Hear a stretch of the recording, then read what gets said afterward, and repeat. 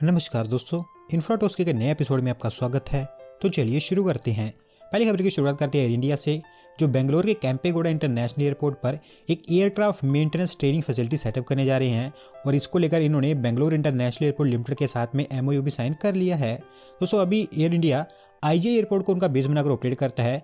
कुछ समय पहले इनके द्वारा अनाउंसमेंट की गई थी कि वो बेंगलोर के कैंपेगौड़ा इंटरनेशनल एयरपोर्ट को देश के सदर्न पार्ट में उनका सदर्न बेस बनाएंगे और वहीं पर इनके द्वारा एक एयरक्राफ्ट मेंटेनेंस ट्रेनिंग फैसिलिटी भी सेटअप की जानी है, जिसमें मॉडर्न क्लासरूम्स और वेल इक्विप्ड लैब्स होंगी प्रैक्टिकल ट्रेनिंग के लिए। एक बेसिक मेंटेनेंस ट्रेनिंग ऑर्गेनाइजेशन भी यहाँ पर सेटअप की जाएगी, जहाँ पर DGA certified training programme offer किए जाएंगे। ओवरऑल 86,000 स्क्वायर फीट के एरिया में इनका एक कैंपस फैला होगा, जो कि 2026 के मिड तक बनकर तैयार हो जाएगा। अगली दोस्तों अपडेट इंडस्ट्रियलाइजेशन से रिलेटेड है, जहाँ पर दोस्तों देश की टीयर 2 और टीयर 3 सिटीज में इंडस्ट्रियल डेवलपमेंट के लिए भारत सरकार मल्टीपल इंडस्ट्रियल पार्क्स यहाँ पर डेवलप करने वाली है और इसको लेकर अभी फ्रेमवर्क तैयार किया जा रहा है।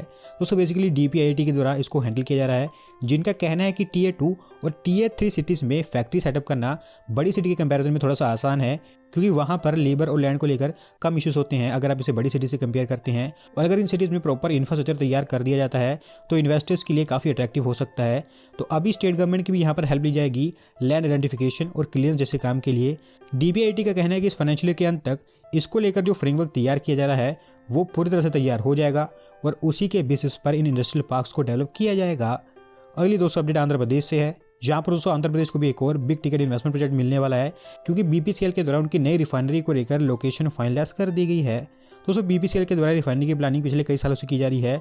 इस साल उन्होंने कई सारी स्टेट्स को एक्सप्लोर किया था, जिसमें अंत में जाकर उन्होंने आंध्र प्रदेश को फाइनलाइज कर दिया था, क्योंकि आंध्र प्रदेश सरकार काफ़ी अग्रेसिव लीज प्रपोजल को उनकी स्टेट में लाने के लिए काम कर रही थी।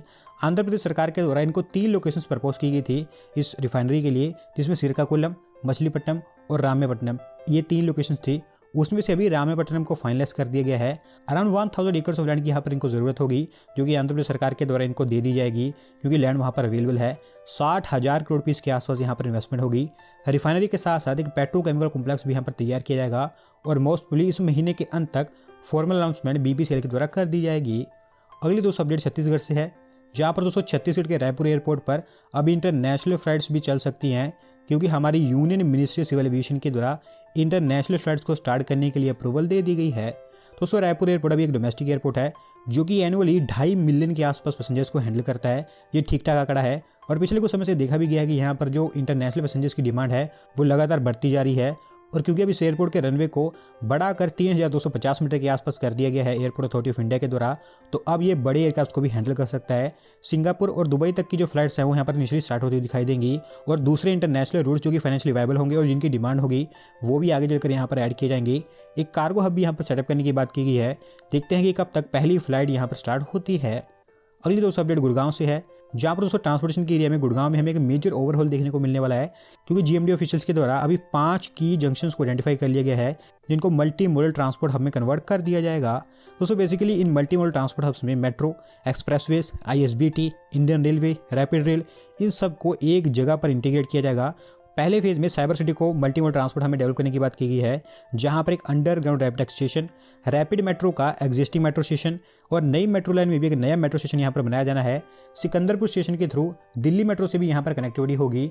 एक बार जब इसको डेवलप कर दिया जाता है तो उसके बाद राजीव चौक पर रेलवे, मेट्रो और आईएसबीटी का लिंक, हीरो होंडा चौक पर रैपिड रेल और मेट्रो का लिंक, खिड़कीदोला में मेट्रो, रैपिड रेल और द्वारका एक्सप्रेसवे के थ्रू लास्ट माइल कनेक्टिविटी, जबकि पंचगांव हब में rapid rail, ISBT, metro station, Haryana और रेल कॉरिडोर और कुंडली मनेसर परवल एक्सप्रेसवे को भी जोड़ा जाएगा। एक बार जब ये चीज़ें हो जाती हैं तो ट्रांसपोर्टेशन के एरिया में गुड़गांव हमारे देश की one of the best city होगी। अगली दोस्तों अपडेट इलेक्ट्रॉनिक मैन्युफैक्चरिंग से है, जहाँ पर दोस्तों इलेक्ट्रॉनिक मैन्युफैक्चरिंग में लोकल वैल्यू एडिशन बढ़ाने के लिए सेंट्रल गवर्नमेंट एक और पीएलआई स्कीम में प्लान कर रही है और यहाँ पर बताया गया है कि 4 से लेकर $5 बिलियन तक के इंसेंटिव दिए जाने हैं। दोस्तों हमारी इलेक्ट्रॉनिक प्रोडक्शन भी पिछले कुछ सालों से काफ़ी तेज़ी से आगे बढ़ती हुई दिखाई दी है। इनफैक्ट पिछले 5 सालों में तो ऑलमोस्ट ये 2 गुना हो चुकी है, $115 बिलियन के आसपास ये पहुंच चुकी है। लेकिन यहाँ पर मेन प्रॉब्लम यही है कि इनमें लोकल वैल्यू एडिशन काफ़ी कम है। Most of the important parts और कंपोनेंट्स हम चाइना, ताइवान और हांगकांग जैसी प्लेसेस से इंपोर्ट करते हैं, जो कि हमें कम करना होगा अगर देश की इलेक्ट्रॉनिक इंडस्ट्री को आत्मनिर्भर बनाना है। और इसी के लिए ये पीएलआई स्कीम प्लान की जा रही है, जिसके अंतर्गत टारगेट होगा इलेक्ट्रॉनिक कंपोनेंट्स को भारत में बनाने का। स्मार्टफोन्स, लैपटॉप्स, टैबलेट्स, इस तरह के गैजेट्स में यूज होने वाले कंपोनेंट्स जैसे कि PCB, camera modules, batteries, displace, इनको भारत में मैन्युफैक्चर करने के लिए यहाँ पर टारगेट किया जाएगा। Ministry of electronics and IT इसका ब्लूप्रिंट तैयार कर रही है, जिन्होंने उन कंपोनेंट्स को आइडेंटिफाई कर लिया है जो इसमें इंक्लूड किए जाएंगे। फाइनेंस मिनिस्टर के साथ इसको भी डिस्कस किया जा रहा है। होपफुली आप कह सकती हैं कि अगले 2 से 3 महीने के अंदर अंदर आपको ये लॉन्च होती हुई दिखाई देगी। अगली दोस्तों अपडेट हमारी रेलवे से है, जहाँ पर दोस्तों इंटीग्रल कोच फैक्ट्री चेन्नई के द्वारा एक नया AC rack coach Mumbai local के लिए मैन्युफैक्चर कर दिया गया है और अगले 1 से 2 हफ्ते के अंदर अंदर इसको मुंबई के ट्रैक्स पर दौड़ाया जाएगा। दोस्तों अभी ये रैक मैन्युफैक्चर करके मुंबई पहुंच चुका है, कांदीवली यार्ड में इसको पार्क किया गया है। वैसे एक और नॉन एसी रैक भी आईसीएफ के द्वारा मैन्युफैक्चर किया गया है, जो कि कालवा कारशेड में पार्क किया गया है। अभी फाइनल तो नहीं है, लेकिन मोस्ट प्रोबेबली आपको ये रैक उड़ान खारकोपर लाइन पर ऑपरेट होता हुआ दिखाई देगा। अगले 1 हफ्ते तक इसकी टेस्टिंग की जाएगी और एक बार जब इसको लॉन्च कर दिया जाता है तो एसी लोकल की सर्विसेज डेली 10 से 12 इंक्रीज हो जाएंगी। अगली दोस्तों अपडेट तेलंगाना से है, जहाँ पर दोस्तों तेलंगाना की नई सरकार भी फार्मास्यूटिकल को दोबारा से रिवाइव करती हुई दिखाई दे रही है और अभी इसको लेकर उन्होंने 5260 करोड़ रुपीस के इन्वेस्टमेंट प्रपोजल साइन कर लिए हैं। दोस्तों पर्सनली मुझे तो तेलंगाना सरकार का कंसेप्ट समझ नहीं आ रहा है, क्योंकि ये फार्मा सिटी जब बनाई जा रही थी तो ये तेलंगाना की पिछली सरकार का एक प्लान था जो इसके ऊपर काफ़ी अग्रेसिवली काम कर रहे थे। लेकिन तेलंगाना की जैसे नई सरकार बनी तो रिसेंटली उन्होंने अनाउंस किया था कि वो इस फार्मा सिटी को कैंसिल कर रहे हैं, और वो भी तब जब यहाँ पर अच्छी खासी इन्वेस्टमेंट्स देखने को मिल रही है और लैंड भी ऑलरेडी एक्वायर की जा चुकी है। अभी क्योंकि फार्मा सिटी को लेकर उन्होंने 6 कंपनीज के साथ में प्रपोजल साइन किए हैं, तो यहाँ पर दिखाई दे रहा है कि अब दोबारा से इसको रिवाइव किया जा रहा है। डॉक्टर रेड्डीज लेबोरेटरीज और बिंदो फार्मा, ग्लैंड फार्मा, एमएसएन, इस तरह की कंपनीज के साथ में यहाँ पर एमयू साइन किए गए हैं और जो भी कंपनीज यहाँ पर उनकी यूनिट्स को सेटअप करेंगी उनके लिए लैंड आइडेंटिफाई कर ली गई है। अगले 4 महीनों के अंदर अंदर उनको ये हैंड ओवर कर दी जाएगी और एक बार जब ये यूनिट्स यहाँ पर तैयार होती हैं तो 12,490 जॉब्स यहाँ पर जनरेट हो पाएंगी। अगली दोस्तों फिर से अपडेट हमारी रेलवे से है, जहाँ पर दोस्तों Vande Bharat sleeper train set के प्रोग्राम को अभी एक बड़ा सेटबैक मिला है, क्योंकि हमारी रेलवेज ने Vande Bharat sleeper train set जो कि कायनेट रेलवे स्टेशन के द्वारा मैन्युफैक्चर किया जा रहा था उसके इंटीरियर डिज़ाइन को रिजेक्ट कर दिया है। दोस्तों बेसिकली आप जानते हैं कि वंदे भारत के स्लीपर वर्जन को लेकर एक टेंडर आरवीएनएल और रशियन कंपनी टीएमएच के जॉइंट वेंचर को भी दिया गया था। 14 मंथ्स पहले ये जॉइंट वेंचर के साथ में कॉन्ट्रैक्ट साइन हुआ था। वैसे तो अभी तक इसका जो प्रोटोटाइप है वो तैयार हो जाना चाहिए था, जो अभी नहीं हुआ है, क्योंकि रेलवेज लगातार कॉन्ट्रैक्ट में कुछ ना कुछ चेंजेस करते आई है। अभी कानेट के द्वारा बताया गया है कि उन्होंने मई के आसपास रेलवे के पास उनके प्रोटोटाइप का डिज़ाइन सबमिट कर दिया था, जिसको रेलवेज ने रिजेक्ट कर दिया है, क्योंकि रेलवेज के द्वारा कानेट को कहा गया है कि इसके कंपोजिशन और इंटरनल फीचर्स को चेंज किया जाए। बाहर से तो मोस्ट प्रोबेबली आप जैसा डिज़ाइन फोटो में देख रहे हैं वैसे ही आपको यहाँ पर देखने को मिलेगा, और अभी जो इंटरनल फीचर्स है वहाँ पर पेंट्री कार, लगेज जोन, इस तरह की चीज़ों में चेंज करने के लिए कहा गया है। कानेट का कहना है कि इसके चलते इन रेलवे कोचेस की मैन्युफैक्चरिंग कॉस्ट 10 से 15% और बढ़ जाएगी और इस रीजन के चलते प्रोटोटाइप लॉन्च में और डिले देखने को मिल सकता है। अभी इनके द्वारा कहा गया था कि 2025 के अंत तक वो प्रोटोटाइप को तैयार कर देंगे, लेकिन अगर रेलवे इसी तरह लगातार चेंजेस यहाँ पर करती रहती है तो आपको यहाँ पर और डिले देखने को मिलेंगे।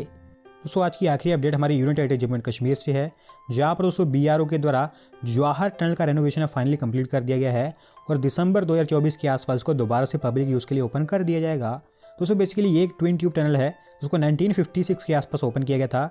2.85 किलोमीटर के आसपास की लेंथ है और बनिहाल से काजीगुंड के बीच में लोकेटेड है, जो कि नेशनल हाईवे 44 का एक अल्टरनेटिव है। और क्योंकि ये काफ़ी पुरानी हो चुकी थी तो बीआरओ को यहाँ पर कॉन्ट्रैक्ट दिया गया था इसके रेनोवेशन का। 62.5 करोड़ रुपीज़ यहाँ पर खर्च किए गए हैं, जिसके अंतर्गत इसको पूरी तरह से रेनोवेट किया गया है। 76 सीसीटीवी कैमरास यहाँ पर लगाए गए हैं, स्मोक और फायर सेंसर्स, स्काडा सिस्टम्स और एक सेंट्रलाइज मॉनिटरिंग सिस्टम भी यहाँ पर लगाया गया है। और अब इसके चलते होगा ये कि जो बड़े बड़े व्हीकल्स हैं जैसे कि ऑयल टैंकर्स और गैसोलीन व्हीकल्स, वो भी इसका इस्तेमाल कर पाएंगे जो पहले इसका इस्तेमाल नहीं कर पाते थे। दोस्तों आज की वीडियो में बस इतना ही। अगर आप अपनी तरफ से अपडेट सबमिट करना चाहते हैं तो डिस्क्रिप्शन में दिए गए लिंक पर क्लिक करके सबमिट कर सकते हैं।